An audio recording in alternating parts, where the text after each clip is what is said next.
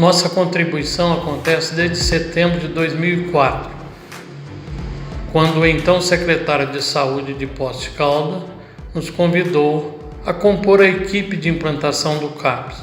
Porém, encontramos algumas barreiras, tal como os estigmas da sociedade, até mesmo de alguns trabalhadores, por não conhecer os novos recursos, as novas formas de tratamento para as pessoas que sofrem de transtornos mentais. Portanto, a abertura oficial do CAPS só aconteceu 18 de maio de 2008. Estamos completando 12 anos.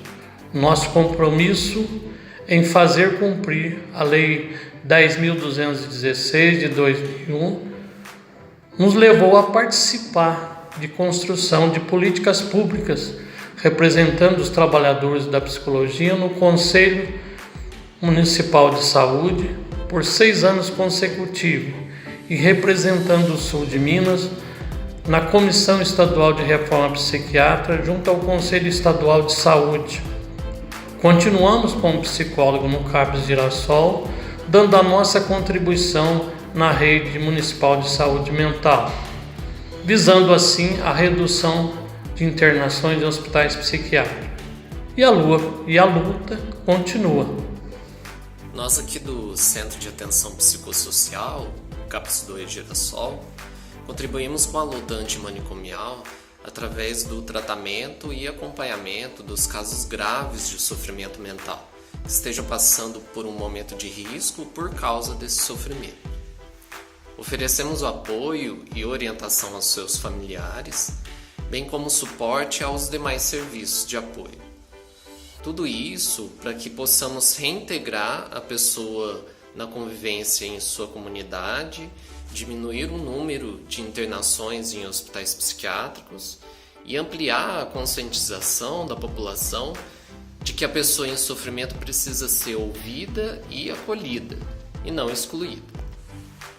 Eu sinto um compromisso muito grande de dar a sequência nessa grande luta, porque para mim ela não foi só um marco da derrubada dos muros, da proibição do manicômio.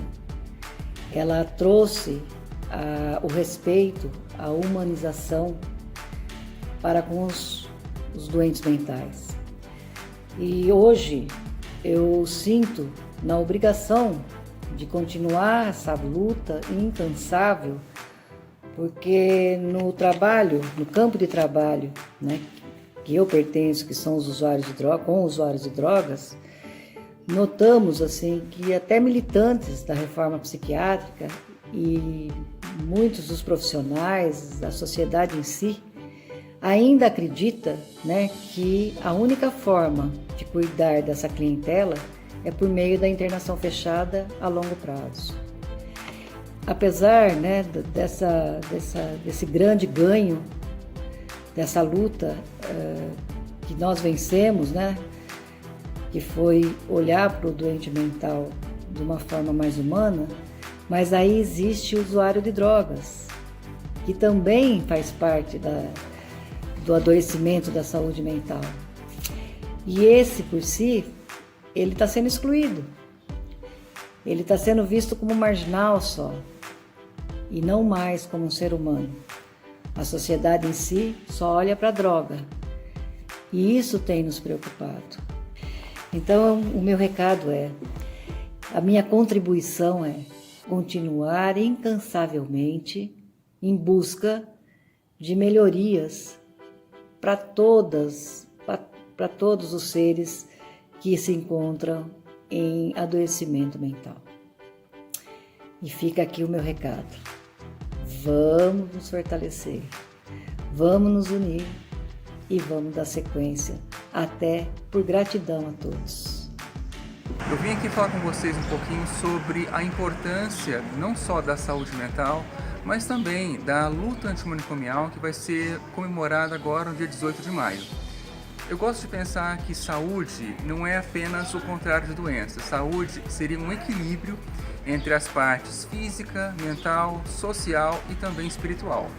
E é a partir disso que nós, psicólogos, buscamos conscientizar não só a população, mas os nossos colegas de trabalho da importância de estar bem consigo mesmo, bem com as pessoas que estão ao nosso redor, bem com a nossa família e bem no sentido de promover não só a saúde, mas também de promover a harmonia nas relações sociais.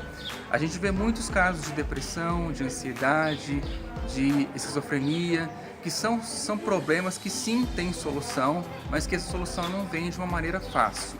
Ela exige um esforço, existe uma força de vontade, uma luta, não só das pessoas que sofrem com esses problemas, mas também dos profissionais que se dedicam a aliviar esse sofrimento dessas pessoas. Então, eu penso que a luta antimanicomial não pode ser celebrada apenas em um dia, ela tem que ser celebrada todos os dias, porque é muito importante que nós estejamos bem conosco, com o próximo e com todo mundo que está ao nosso redor. Então, por favor, busquem melhorar a sua saúde, busquem falar aquilo que vocês pensam, aquilo que vocês sentem. E hoje eu estou aqui para falar um pouco da importância da luta antimanicomial, né? Uma data que a gente comemora agora no dia 18 de maio, que não deixa de ser uma luta em favor da valorização da vida e de combate ao preconceito que muitas das pessoas ainda têm com o nosso paciente de saúde mental. E o que o serviço social faz especificamente para esse público? A gente pode trabalhar de diversas formas, né? A gente faz nas unidades os matriciamentos, as reuniões, discussão de casos, elaboração de projetos terapêuticos singulares, tudo isso visando voltar à inserção do paciente de saúde mental à comunidade, porque saúde não se vende, loucura não se prende, afinal, de médico e louco todo mundo tem um pouco. Então, o mais importante, eu acho que para o serviço social, no trabalho com a política de saúde mental, é a questão da integração social. Ou seja, a importância de nós defendermos e levantarmos a bandeira do SUS, ou seja, a universalidade do acesso, a integralidade da assistência em todos os níveis de atenção, a resolutividade das ações e a participação da comunidade. O SUS é nosso, nós precisamos conhecer as diversas políticas e nos inserirmos nela com propostas, com ideias, com participações, né? Então essa é a proposta maior nossa. Nós desenvolvemos também alguns grupos nas unidades, grupos de atividade física e outros grupos sempre buscando a integração do público de saúde mental para essas atividades.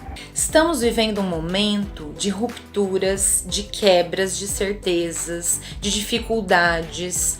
Fala-se muito sobre saúde mental, sobre regras, sugestões, dicas. Como incluir a singularidade em meio a um atravessamento que é para todos? Em meio a essas discussões, marcamos mais um dia, mais um ano do Dia da Luta Antimanicomial.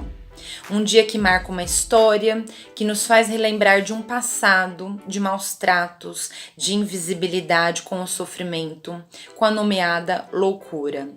Porém, esse dia também nos remete a conquistas, a mudanças, a direitos, a políticas públicas, inclusão do sujeito, da singularidade. Todos os anos nesse período, o curso de Psicologia da PUC Minas Campus Poços de Caldas, em parceria com outros cursos da saúde do campus, com a Liga de Saúde Coletiva, com a Rede Pública de Saúde, em especial com o CAPS Girassol, relembra o Dia da Luta Antimanicomial, com ações que almejam reflexões, discussões, uma luta que avança, que às vezes retrocede, mas que sobretudo movimenta e segue. Rodas de conversas, murais, palestras, muitas são as ações que se comprometem com a formação e informação de futuros profissionais. Esse ano marcamos uma presença mesmo com todo o distanciamento que vivemos. Relembramos uma história e seguimos com uma luta viva, ativa. Essa tem sido nossa forma de fazer frente a preconceitos, dificuldades e exclusões ainda vigentes. Seguimos na luta. estou aqui em nome da Liga de Saúde Coletiva da PUC Minas de Poços de Caldas, uma liga que reúne alunos de enfermagem, fisioterapia, medicina e psicologia e que tem como intuito debater fenômenos de saúde por meio de um grande escopo de análise, o que inclui aspectos biopsicossociais, mas também as dimensões históricas, políticas e econômicas. Tudo isso sempre levando em consideração a lógica de trabalho interprofissional e intersetorial, sustentada sob 3 grandes eixos estruturantes, sendo eles o ensino, a pesquisa e a extensão universitária. É importante ressaltar que os nossos encontros eles ocorrem quinzenalmente no próprio campus da universidade e é aberto a todos os profissionais da rede, bem como a toda a população em geral. E respondendo à questão que nos foi colocada, a Liga tem contribuído com a luta antimanicomial na medida em que tem ofertado espaços de troca para os futuros profissionais do Sistema Único de Saúde, construindo com eles reflexões teórico-críticas à luz dos princípios e diretrizes da reforma psiquiátrica, visando romper com práticas e posturas manicomiais nos 3 níveis de atenção, com especial ênfase para a atenção básica e que para nós é muito caro esse nível de atenção principalmente,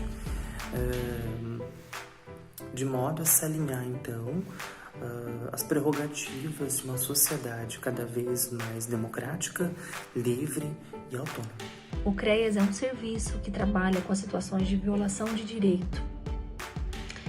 Sem dúvida, as discussões com outras políticas públicas ocorrem pela rede intersetorial, pelas discussões de caso, principalmente alinhando a história do sujeito, alinhando ao seu protagonismo e autonomia. Também sou professora na PUC em Poços de Caldas, no curso de Psicologia. Atualmente, leciono na disciplina Psicologia e Saúde Mental e trago uma reflexão junto com vocês. Que manicômios ainda nos habitam? A luta antimanicomial nos convoca a ideia desse extermínio aos espaços de internação. Mas conseguimos, de fato, viver com a loucura?